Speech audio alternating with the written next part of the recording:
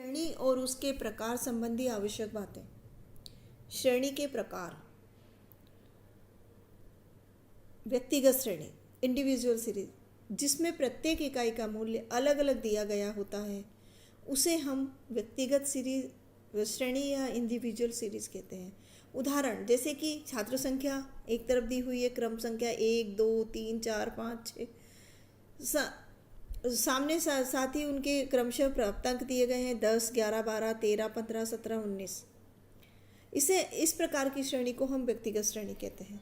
खंडित श्रेणी या डिस्क्रीट सीरीज, जिसमें आवृत्तियां समूह में होती हैं तथा मूल्यों के वितरण में निरंतरता नहीं पाई जाती है, उसे हम खंडित या डिस्क्रीट श्रेणी के सीरीज कहते हैं।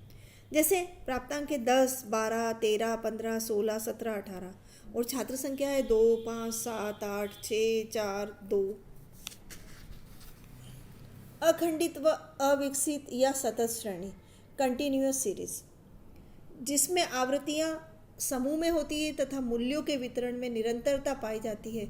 यह श्रेणी दो प्रकार की होती है। समावेशी सतत श्रेणी इंक्लूडिंग कंटिन्यूअस सीरीज, ऐसी श्रेणी जिसमें मूल्य के प्रत्येक वर्ग की अधिकतम सीमा में 1 का अंतर होता है, उसे हम इंक्लूडिंग कंटिन्यूअस सीरीज कहते हैं। जैसे वर्ग 0 से 9, 10 से 19, 20 से 29, 30 से 39, 40 से 49, 50 से 59।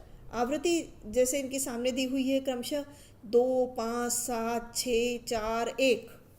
इस श्रेणी में प्रत्येक वर्ग की अधिकतम सीमा उसी वर्ग में सम्मिलित होती है।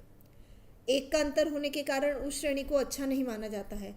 प्रश्न हल करने से पूर्व इस श्रेणी को अपवर्जी सतत श्रेणी में परिवर्तित कर लिया जाता है। अपवर्जी सतत श्रेणी, जिसमें प्रत्येक वर्ग की अधिकतम सीमा और ठीक उसके बाद वाले वर्ग की न्यूनतम सीमा समान होती है, उसे हम इंक्लूडिंग कंटिन्यूअस सीरीज या डिस्क्लूडिंग कंटिन्यूअस सीरीज कहते हैं। वर्ग जैसे 0 से 10, 10 से 20, 20 से 30, 30 से 40, 40 से 50, 50 से 60। आवृत्ति 2 5 7 6 4 1।